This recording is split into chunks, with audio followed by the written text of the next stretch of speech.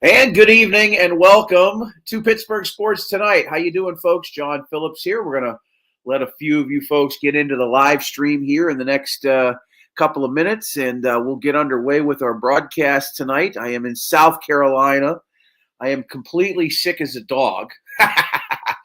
And it's a pleasure to be able to talk to you. Last week was a rough week because I was on the road in Memphis, Tennessee, and I just didn't have the capability of doing 3 shows last week. Bill Akins was kind enough to fill in for me on Monday. I had meetings, and then when I got done around 6:30, I ran back to my hotel.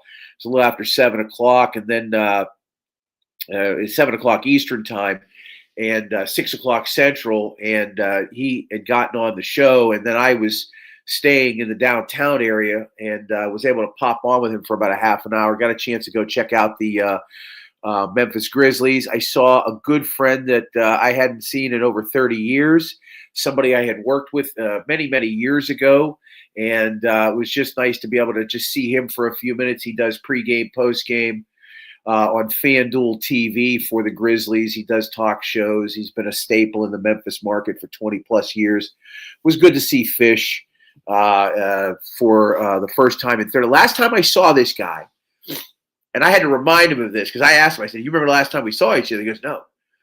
So he's from the St. Louis area originally. And if you're just jumping on board, good evening. You're welcome to leave comments. We love your comments. If you want to leave a comment, please do so.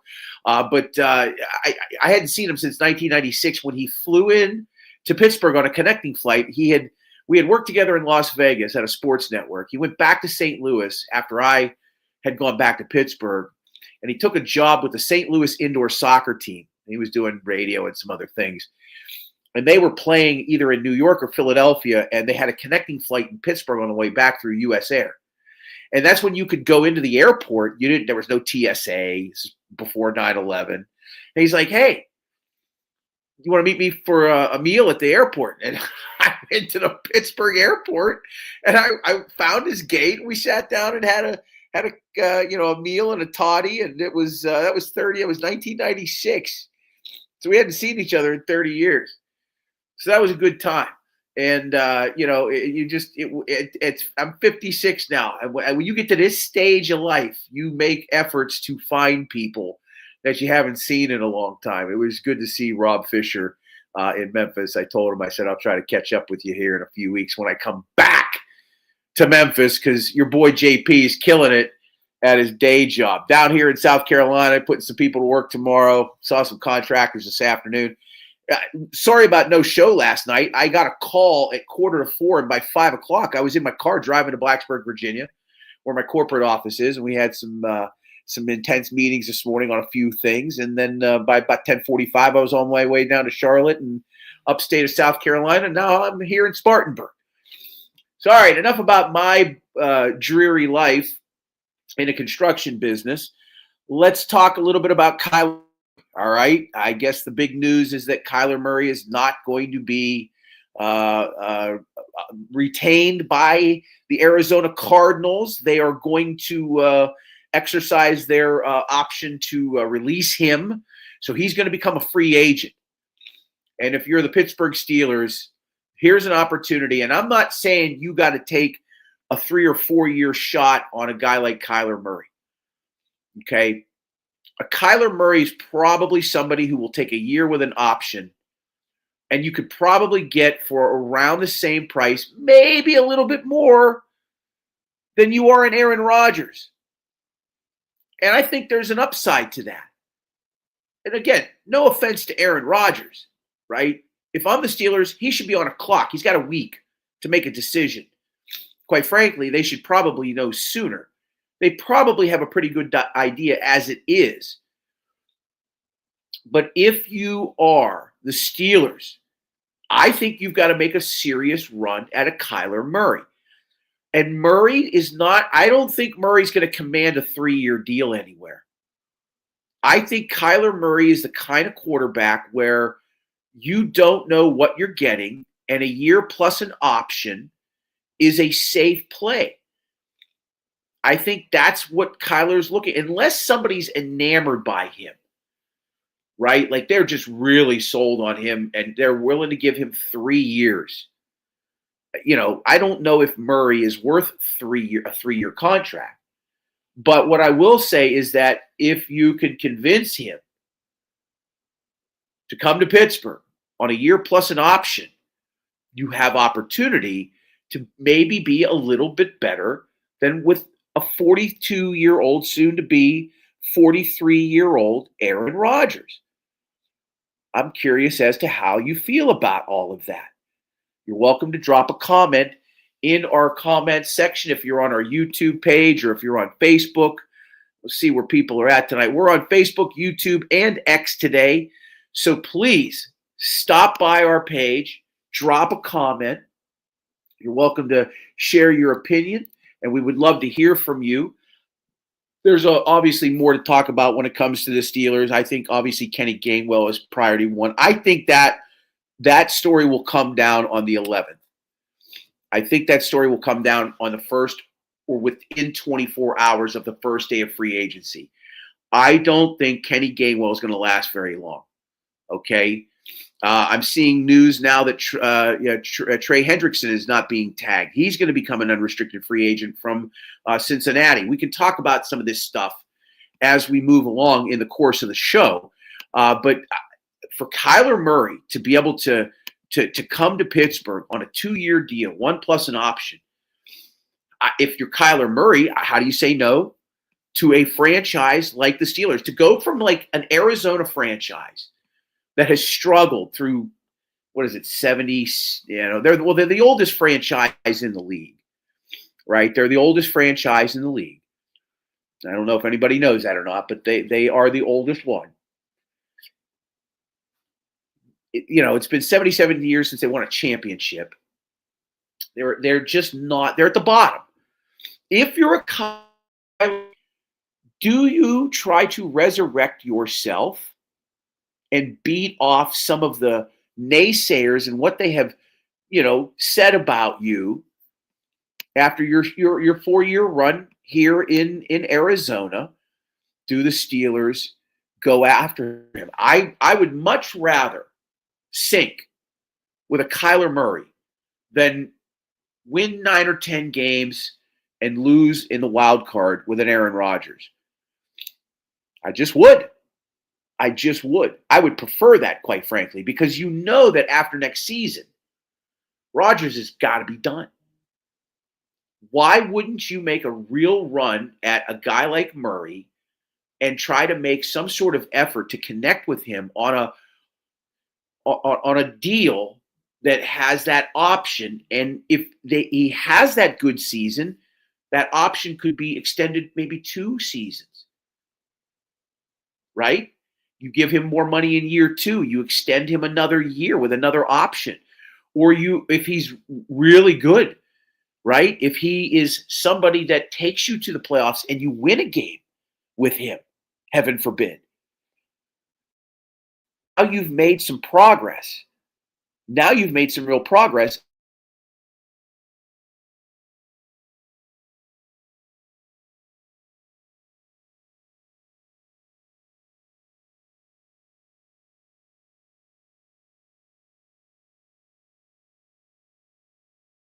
Oh, okay. Little delay there. We don't know what the future holds under Mike McCarthy. We have no idea, right? Unless the Rodgers thing has already been settled and they're just being quiet about it, I think Kyler Murray is a legitimate candidate should be looking at. I'm curious to find out if anybody agrees or not. You're welcome to leave a comment. I'm happy to talk to you about it. I think it's a good situation for the Steelers. I don't know if anybody thought Murray. I know there was a question on whether or not Arizona would, exercise their option to, release him, and they're going to. They're going to. They're going to. They're going to pick high in the draft, and they are going to have an opportunity maybe to, improve themselves somewhere. Again, the free agent market does not look good for quarterbacks, right? Malik Willis, now Kyler Murray. Not a ton of great options, but I would think that Murray presents an opportunity for the Steelers to be better, or at least give yourself a chance to see what he can do under Mike McCarthy in that system with real weapons, right? He's got a DK Metcalf. He's got a Freiermuth. If you bring back Gainwell and add a free agent wide receiver, you pick up people in the draft, and you do what your due diligence in drafting with 12 picks, whether you make some trades or not, I personally think they need to use all 12 picks. Unless you're moving up to 2 or 3 to take one of the stud wide receivers, I think you should use all 12. Maybe you take a Ty Simpson in the first round. Maybe he could drop to the second round. Maybe you take a wide receiver at 1. Even if you sign a Kyler Murray, what's to say you don't take a Ty Simpson, right? We don't know where Mason's going to be just yet. They could potentially cut him if they wanted to. But I don't think you're going to go into a year, if you sign a Kyler Murray, I don't think you're going to go into a year with a rookie quarterback who you pick in round 1 or 2, and then a Will Howard who saw no playing time whatsoever due to injury in the preseason, and he's just a 6th-round pick. And I know a lot of people are enamored with him. Me personally, I'm not. He's a 6th-round pick, right? There's only a handful of quarterbacks that have come out in the 6th round. My nose is just draining, folks. I'm so sorry. I'm sorry you have to watch that. It's been like this since last night. I can't wait for I don't normally say this because I really enjoy just coming on and having an hour to myself. And there's about 15 of you right now coming in here, and by the end of the show, we'll probably hit 30 or 40 people, and I'm happy about that. We're going to grow the show naturally and organically, and I appreciate those of you that are checking us out. If you're on YouTube, if you're on X, you're welcome to drop a comment and let us know what you think about potentially going after Kyler Murray. We'll be more than happy to discuss that for a little bit longer. I want to talk about the Pirates as well. I think that that's important. I would like to talk about the Pirates because I just think that they're off to an amazing start in preseason play. And so, I think that talking about them is important. But yeah, as we look at Kyler Murray highlights here, I mean, he's, again, I know that he is smaller than you would have normally. You might want your quarterback to be a little bit bigger, but he is definitely mobile and relatively healthy. I mean, he's had a few small injuries here and there, but nothing that I would think is something that scares me away from, again, a 2-year deal, one and an option. And if things are, again, if it's upside in that season, now you've got a chance to work a little bit longer term deal, give him more money, give him more security, right? These guys only have so long to play. He has intangibles. He has some intangibles to him. I think that there's definitely an opportunity there. I think there's an opportunity there for the Steelers to make a choice and grab themselves somebody that I think is a better option than Aaron Rodgers. And I'm not saying I wouldn't take Rodgers back, but when you see a Kyler Murray now become available because the Cardinals are going to let him go, if you're Pittsburgh, you have to look at that as an improvement to your roster. You have to look at it that way. There's no other way around that. He's an improvement. And if you don't think so, that's fine. But again, if you're really trying to build towards something bigger, right, and you've got this new head coach, you've got this new regime in, they are offensive minded, you've got probably better weaponry than the team he just came for. And I'm not trying to knock James Conner or, trying to remember what was Marvin Harrison Jr. I think plays out there.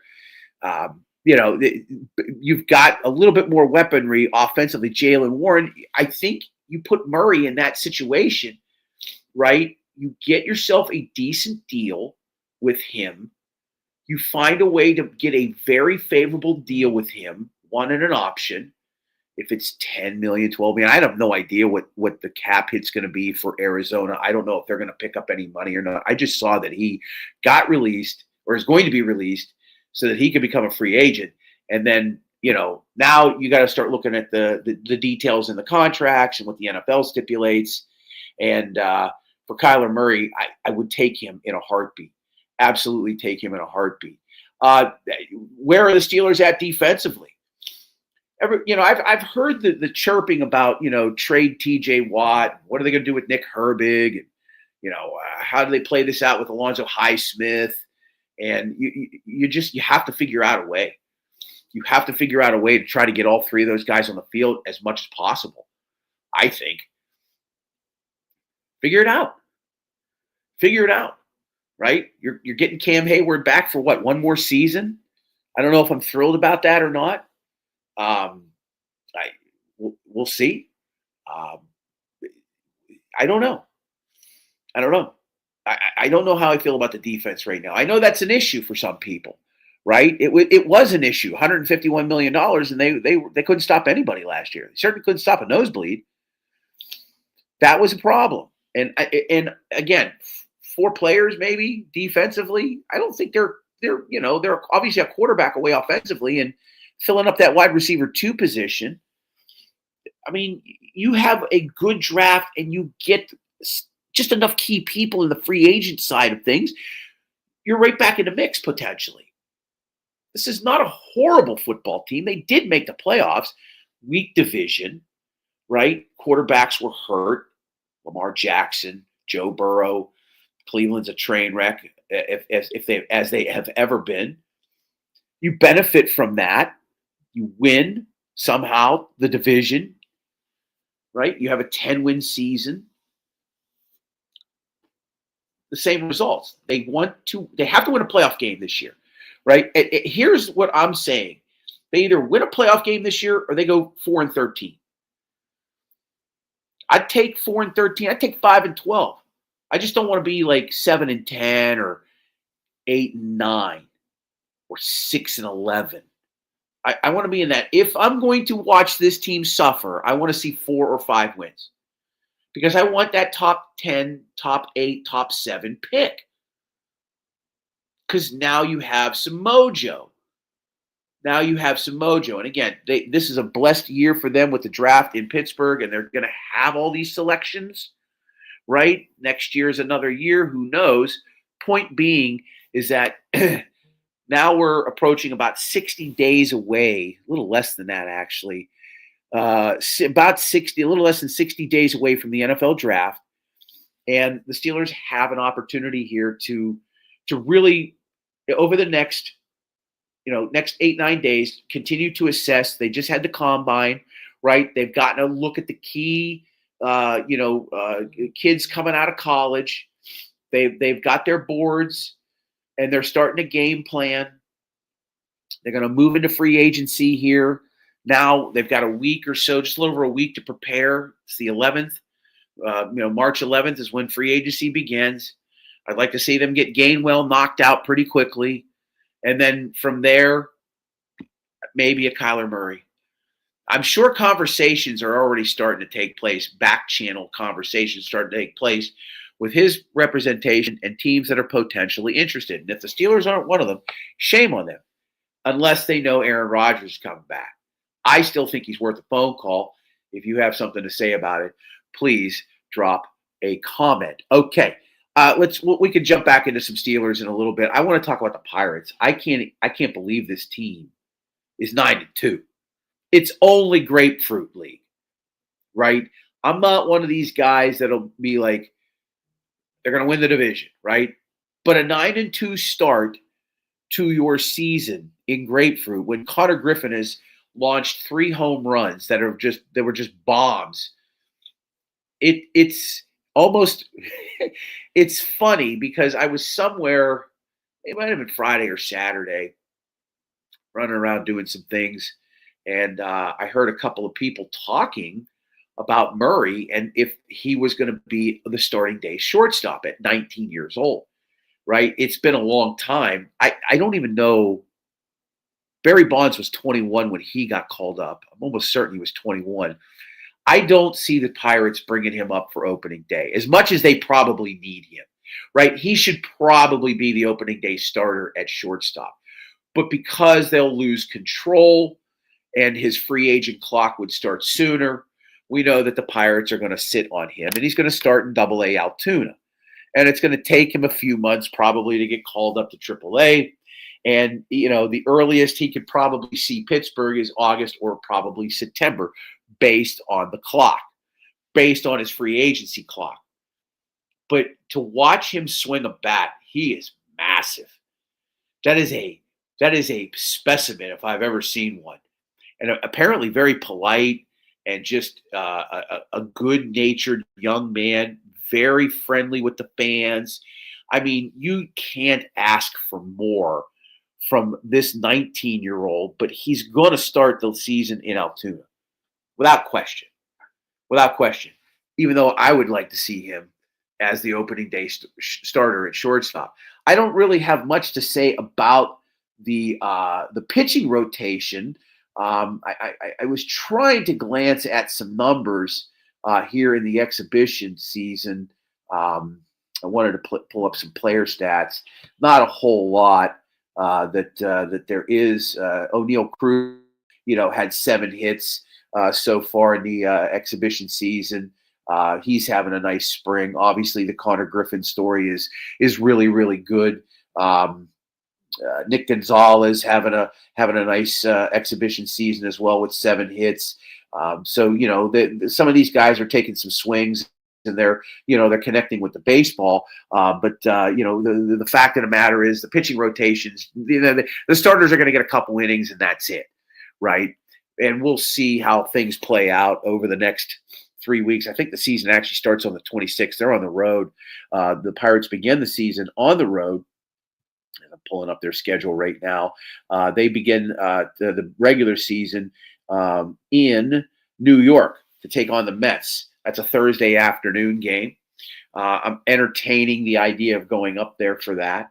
I don't know. They'll be off on Friday, and then they'll finish out the weekend, which is odd, but that's just how baseball has become these days. And they go to Cincinnati for 3 games before they begin their season here at home with a 3-game stand against, of course, the Baltimore Orioles. They're heated rivals over the decades. And then the Padres are coming to town. So, baseball is here. Baseball is back. And, a good start for the Pirates. Nothing that I'm going to read into for something that is just nothing more than exhibition play. Exhibition play. It's terrible. This knows my oldest daughter, I have 2 daughters. I have a 25 son. My son will be 25 here. He's going to Japan in a couple of weeks. He turns 25. He'll be in Japan. But I have 2 daughters. My 13-year-old, she's about to turn 14. She's an 8th grader, and she had a sleepover this weekend. I know she brought something back with her because my wife and I yesterday just kind of were like feeling a little lethargic. Then I had to get a call, and I start driving, and my nose is running. She's not feeling well. And then today I wake up, I'm just like a mess. And she called me about 11:30. She's like, "I feel terrible." I'm like, "So do I." Kid brought something back. They're petri dishes at this age, right? They get around 3-4 of their friends, and next thing you know, every communicable disease that they have has been dragged back home. And now I'm sitting here trying to get through a show here as I have myself a good time just talking along. Again, if you have some comments, if you would like to chime in on something, you are welcome to do so, whether it's on our YouTube channel or if it's on our X pages. We're happy to talk a little bit about whatever it is that you might have to say about some of the tough subject matter. Penguins are currently in progress. It looks like they're on the road tonight. And they are in Boston taking on the Bruins. They're in the middle stages of the first period, and it's already 2-1 Boston. So they're off and running there in Beantown. The Penguins right now, as I look at the standings in the National Hockey League, they're not in a bad position. I know Sidney Crosby, and we addressed this a little bit last week. on the abbreviated show that I had, or a portion of the show that I was involved in last week. Look, losing Sidney Crosby to an injury in the Olympics is obviously not ideal, right? Not ideal for the Penguins. But they came out of the gates right away, and they performed well. They won some games, and they've maintained their position, at least in the Metropolitan. They're still tied for second place in the Metropolitan Division with the Islanders at 75 points. The Canadians are in the other division. They're in the Atlantic Division. They have 75, in Boston as well. So right now in the Metropolitan, the Penguins are hanging on pretty decent right now. When you look at the Eastern Conference standings, when it comes down to the playoffs, as I'm looking at it, the Penguins currently sitting in second place in the Metropolitan Division. So an opportunity for them to continue to keep playing well and maybe eventually get a home playoff series where they have the advantage to begin the Stanley Cup playoffs. Still about 6 weeks away from all of that. A lot of hockey to be played. In fact, if I go back and look at it again, the Penguins have played a total of 59 games. So they've got another 22 to go after tonight. How long will Crosby be out? People are still mad about the injury and why, should he have played? Should the NHL let their players go to the Olympics? It has a major impact, obviously, on the season. Look, they can't play the Winter Olympics in July, folks. They can't do it. It doesn't work that way. I have no problem with it. They want to win Olympic gold. They're only going to get an opportunity to play for an Olympic gold maybe four times in their career, right? If they're lucky, 5 times in their career. And remember, they didn't start using NHL players until I think it was the late 90s. Mid-late 90s. I think it might have been 98. So there's only been so many opportunities for these guys to play for an Olympic gold medal. And that's important. I think when you're a professional athlete and you are the 1% of the 1%, if you're somebody that is just committed to being, physically fit, being the best at what you do, because you have a short window to not just earn money, but compete at the highest level of what you do for a living, an Olympic gold medal is a high priority every 4 years. If the NHL is going to commit players to the Olympics, it's going to be important to players that have host nations that will field teams. Whether it's Finland, Sweden, the US, Canada, France had a team this year. Bet against them a couple of times and won a few chocolate chip cookies. Germany, right? You have a small window, right? A finite window. And he's already won a couple gold medals. And he wanted one more because this is it for him, right? This is the end of the road for Sidney Crosby. He's not going to be, in 4 years, assuming we're not, blown up by nuclear weapons, in 4 years, he's going to be retired. And he's not going to play for Canada. He'd be like 42 or 43 at that point. I can't, he's not going to play. So this was probably it for him. And he sustains an injury. People get upset about that. The guy wanted to go out and win a gold medal. Turns out he couldn't even play in the gold medal game. He ends up getting silver. Canada loses overtime. USA, first gold medal in 46 years. It was a little crazy last week on the street, on Beale Street in Memphis, just kind of talking about a hodgepodge of just different things. But I wanted to get that kind of back off my chest a little bit here. And I really didn't get into that too much last week. I thought it would be kind of just interesting to just kind of bring up here as we're about the halfway mark here. We appreciate you being on with us this evening. Close to 30 of you right now. Appreciate all of your eyeballs. Please tell some friends. Like and subscribe. If you have not liked the YouTube channel, please like the YouTube channel. We will be back in here again tomorrow, I should tell you. We will be back here at 7 o'clock. I'll be in the palatial digs here at this fine establishment that I am staying in. And I should also mention that we are, of course, a part of the It's a Wrap Sports Network. It's a Wrap Sports, weekly shows, 6 days a week, live programming. Saturdays are usually reruns of what we've done. But that's the It's a Wrap Sports Network, Maddie B and the crew out east in Philadelphia. A lot of Philadelphia-centric shows, as you can see. They'll be talking Flyers and Leafs. They talk Flyers and Leafs. Tonight, Maddie B will have his Final Word show on. This is Maddie B's network. We're appreciative of him.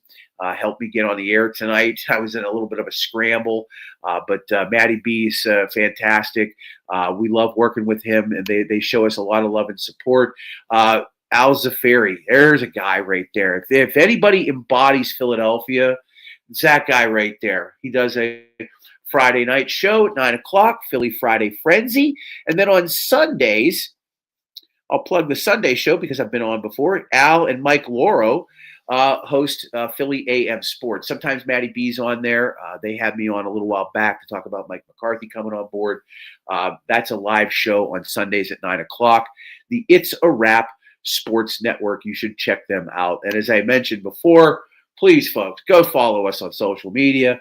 Tell some friends at Steel City Sunday on all the social media sites. We would love to have you following us. More programming. I am working on April and the NFL draft. We're starting to have a few, at least, conversations in a couple places. If we can't be downtown, we're going to be dead in the water. I want to be on the north side, so we're working on that. And I'm going to sever an arm if I have to make it happen. I may actually lose an arm to do so. If I had to, I probably would. But our goal, our plan, my plan, and then, everybody else from, Paul Zeiss to Jerry DePaula, John Fedko and others. We get some sponsors and we have a place to broadcast from. The plan is to do 4 nights from down at the draft. We were trying to convince one of the establishments to host us, and it's a layup for them in terms of business. The question is, do they want the extra entertainment to support us? I'm hoping to have an answer by the end of the month, and I'm going to keep selling it until a week before. I'll sell literally up to the week of the draft if I can, but I want to be down there. I think it's a game changer for us. With almost a million people, they're saying 1 million people are going to come to Pittsburgh. God help us. God help us. I'm going to have 80 rolls of toilet paper purchased. I might have 160, about 1,000 cases of water. I'm going to have a ton of stuff where I don't have to go anywhere for 4 days because there will be no room anywhere. There's going to be no room in any of the hotels within a 70-mile radius of this town. If you want to get into the city during the draft, if you don't leave at 3 a.m., right, if you're not taking public transit, and that's not a guarantee, if you're not taking public transit, or if you're not on the East Busway taking one of the P1s or any of the Flyers, that will avoid the parkways and everything else, everybody and their brother is going to be trying to get through a tunnel or over a bridge. And the people that have never been here, people will be self-combusting. This city, I thought, had better roadways and infrastructure. It doesn't. We have 300 bridges and we have 3 tunnels. Pick one and good luck. Good luck. I've seen some of the Airbnb pricing. I don't even know how people afford it, but they do, right? This is a big deal every single year. The city is really going out of its way, as they should. I'm sorry I'm doing that in front of you, folks. I'm just a mess, sick, and just a total train wreck right now, but that's okay. We're going to power through here for the next 20 minutes, and we'll cut the show a few minutes early. I want to believe that we're going to be able to somehow survive this. I didn't say pull it off, right? Everybody was wondering how the setup was going to be, right? They're going to obviously sacrifice a lot of parking space to have human bodies in it. I'll be curious to see if they open up the stadium. They should. They should open up the stadium and the field, and that should be probably by invite or by sale. I don't know what their plans are. I know that they had a backdrop not too long ago. They had a backdrop a few weeks ago. I'm going to see if I can pull this up. I don't know if any of you probably saw it, but I think that there's opportunity if they're going to use the stadium, because the idea is to put a stage in front of Acrisure that faces stage AE, right? Like that's the plan right now. The plan is for them to have a big stage there. I think that's Rooney Way, where they're at right there. I can't remember the streets exactly, but they're going to have a big stage there, and that's where they're going to kind of run things. And I think that if they open up the stadium, right, they would be smart to do it. I think they would be smart to do it and have it that way. And and now you've got more people. Now you've got more space to have more people that can enjoy, the event itself. And that's what we're talking about here, right? Like we're talking about being able to host all these people that are going to come here. And look, the way things have been built up, you've got more parking garages now. You have less actual space itself. You've got hotels. You've got restaurants. You've got all this entertainment. And so that area isn't it isn't as open as it once was. Okay, it isn't open as it once was. And I'm going to have a little picture up here in a second for those of you that may not have seen it for some strange reason. It now allows 60, 70,000 more people. If you use the field, another 10,000 people. I know they're getting a new, that's a sore subject in and of itself. I know they're getting a new field. Here's what it's going to look like, right? Maybe they're not going to use the stadium. I think it's a bad idea. I don't know. I would like to think that they're going to use the stadium, but I don't think they are. I am, I'll be a little surprised. I don't know where 750,000 people are going to converge. I would imagine that, over on the Point, they'll have people. But, if you're talking like some of these cities, Chicago, Detroit, that have hosted, they have these massive spaces. They're bigger cities, obviously. But how many people are going to fit in that area? Maybe 100,000? Maybe 125? How many, do they open up PNC Park? The Clemente Bridge? Where are 500,000 people going to be at for this thing? On the other side of the stadium? I think you almost have to open up the stadium to make that work. Maybe I'm wrong. I don't know. Maybe that, they've got this all figured out. I hope they have it all figured out. Draft's just about 6-7 weeks away. They better have it figured out, right? All right, we're going to go about another 10 more minutes here this evening, and then we're going to wrap things up. Pitt basketball continues to kind of sludge along. Not particularly good. They're probably going to make the Big East tournament and play one game. Only 15 teams get into the Big East tournament now. Or not the Big East tournament. Why am I even saying that? The ACC tournament. See where my mind is? I was watching some highlights from 2008 Big East final between Pitt and Georgetown and DeJuan Blair. That, you kind of relive what was, the last great era of Pitt basketball, 28, 2009, 10, 11. They got number one seeds. They were pretty strong teams, but they just couldn't get, over the hump. They couldn't get to the Final Four. I think Jeff Capel's probably going to survive somewhere. How? I think he'll survive. And if he manages to win a game in the Big East tournament, that'll probably help him further. I don't know if Pitt's going to get rid of him. I don't know if Alan Green has it in him to let Jeff Capel go. I'd probably give him one more year, try to figure this thing out. But it's sad to see Pitt basketball fall as far as it has. The program is just not Look, the football program aside, right? They had the ACC run a few years ago in Pickett's 22, right? They had that run. And so, now the basketball team is just, is in peril. They're just not good. They may not be the best team in the city. Duquesne or Robert Morris might be able to actually make that claim. And I don't know if you want to count Bobby Moe or not. But Duquesne might be better than Pitt. It's very possible. And that's never a good sign if you're Pitt. You don't want Duquesne to be better than you. You want to be better than Duquesne. That's just how it works. It's how it's supposed to work, at least. So you have this, this peril that Pitt basketball is in, and we'll see. They've got, I think, one more game left on the schedule, and then once that is done, they'll have figured out if they're going to make the Big East tournament or not. And as I'm looking at things here, they did win on Saturday. They went to California and they picked up a big win, which was good for them. I'm looking at their schedule right now. Their last regular season game is Wednesday against Florida State.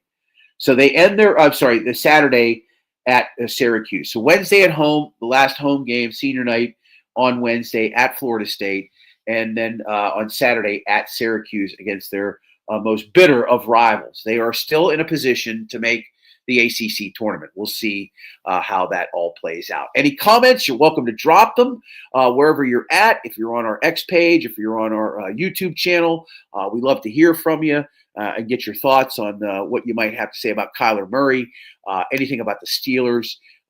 It's just one of these seasons where you're in this off season, this weird off season where the football season is done. You've kind of come through the Super Bowl, right? You're about a month out now. You're about 4 weeks out from the Super Bowl. Baseball season's not quite ready to start. Hockey had a 3-week break, right? The college basketball team stinks. Nobody really cares about the NBA in Pittsburgh. And the irony to that is, and I'm there too. I've gone to 2 NBA games in the last 3 weeks, and I've had a blast. Not going to lie. I'll tell you who's fun to watch is Charlotte. Young team, up-and-coming team. They're trying to push themselves into a playoff spot. I paid $4 to go see the Hornets, and then I paid $4 to go see Memphis. If I wasn't so sick and had I planned a little better, I'd probably be down in Columbia right now at the South Carolina game. Even though they're terrible and they're getting their teeth kicked in at home, they're playing Tennessee tonight. And that game's getting towards being the end because that game started at 6 o'clock. That was the other thing. I knew I had to do this show. And so I think that game has finally gone Fanucci. Let me see if I can pull this up. That's men's basketball. Let me pull that back up. I don't know what the heck's going on here. All conferences. What is going on here? That was today, Wednesday. I don't know where the Tennessee game went to. I guess is it final? Yes, it is final. Tennessee beat South Carolina 78-59. So when I saw that, I was just getting out of Rock Hill, and I'm like, and I just felt like poo.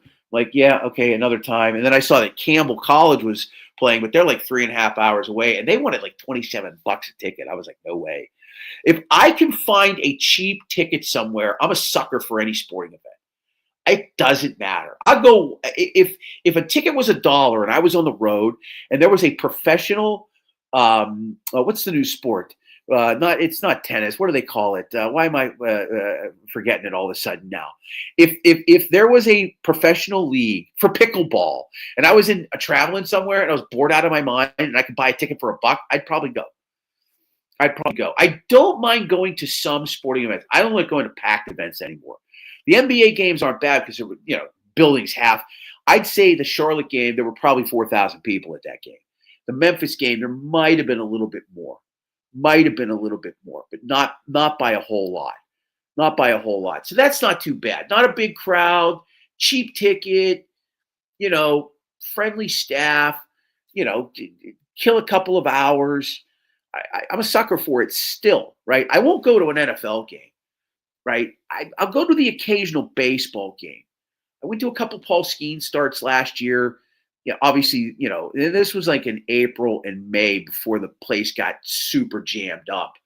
And, because people aren't going to, as good as Skeens is, you go see him in April on a Tuesday night, you're going to be able to get in with no problem. And the crowd's not going to be nearly as big, especially if it's 45 degrees. People aren't going out to a game in mid-April in droves to go see Paul Skeens, right? And I know they jack the prices up. They play with the pricing and it's surge pricing and all this crazy nonsense anymore, which is fine. You want to, stick me for $80 to go see Paul Skeens, I suppose, I'll find another way, to get in. But, there's opportunities to go see somebody good. And, as I'm traveling, I'm a sucker for it still. And I'm debating on whether or not I'm going to go up to New Jersey next week and do a little work. I'd try to catch a Big East tournament game. The conference tournaments are starting this week. Actually, they start tonight. Tonight or tomorrow, conference tournaments are starting. The smallest conferences, Patriot League, SoCon, some of the others, will start this week, and then next week, your biggies, your big boys will start. Monday, Tuesday, Wednesday. You'll have a full-fledged run of all the majors. The mid majors, and then the big ones. Your P4s and your P5s will be hanging and banging. And then, of course, in 12 days, we'll have Selection Sunday and the round of 668. When's it going to go to 72? That's coming. They're going to continue to expand everything. College football is going to go to 16 games. Eventually, that'll be 24. I don't know if I like where college athletics is right now. I don't know if I like where college athletics is right now. It's not even close to what it was, 10 years ago. Let's just say 6 years ago, right? Before COVID, right? Before COVID, college sports was still somewhat college sports that we grew up with. There was obviously a lot more money now. But after COVID and NIL, and I'm not saying that the players don't deserve being paid for their name, image, or likeness. But what they have in place right now is it's a complete travesty to the sport. It's, kids can try to petition for 6-7 years of eligibility and make, if you're somebody who is not staring at a big career in the NFL because your size is better for the college game, and just because you just know, right? You just know that based on conversations that you're having with people, your whoever's representing you, you know that you may not have a big shot at an NFL career. So if you can petition and get a fifth, a sixth, a seventh year, and you can make $3 million, a college kid could make $15, $20 million and be set to help establish a business and a future that he knows the NFL is probably not going to provide because they just don't have the size or speed. Again, when you're talking about that level of professional sports, we're talking about the NFL. The college kids, all the top ones, even at the biggest schools, there's a drop-off. You might be a top-flight player at Oregon, but at your position, you might be a 6th or 7th round pick if you're lucky. Because your size and speed does not match what is at the NFL. No matter how much you train, no matter how much you put supplements in your body or do different types of workouts, your body is only going to give you so much. There's only so much muscle you can put on. There's only so much, speed you can crank out of your body. It's just, there are physical limitations. People reach physical limitations. And if you know what your physical limitations are and you measure that against the lower end of what people are doing professionally in the sport that you want to try to make a living in, if your physical limitations are on the low end, the chances of you making the NFL are very slim. So why would you not try to extend a career 5 or 6 years total in college and grab yourself $1,500,000, right? If you're you're good enough but not great enough to make 7 figures, but you can make $150,000 or $200,000. But before you get out of college 6 years, maybe you've got $500,000 where you can start a business. or prop yourself up and get yourself heading into life as an adult. And we know that doesn't happen. Wasn't it Odell Beckham Jr. just like declared bankruptcy? I think I saw that Odell Beckham had just, and he made like $100 million. These guys, they blow through the money. They blow through the money. It's terrible. I'm look, it's on them, but in the leagues, they do. I think they do a good enough job of giving rookies and players the understanding that, hey, your money's only going to last so long if you live a certain lifestyle. Some of them just don't care. They want to live that lifestyle, like Floyd Mayweather. Floyd Mayweather made, I think, $1 billion. He's broke. He's got to fight again. He's going to fight Manny Pacquiao. I saw that over the weekend, I believe. He owes, I think, Jake Paul like $1.5 million for something that they did a few years ago. He'll never see that money. He said that on a podcast recently. How do you blow through because of the lavish lifestyle? The gambling, the cars, the homes, having a posse of just, an entourage of people that you're paying, to be with you, to do things, to take care of things. And people, of course, steal. They grift. And players are too busy with Instagram and TikTok and all those other things that they're trying to build their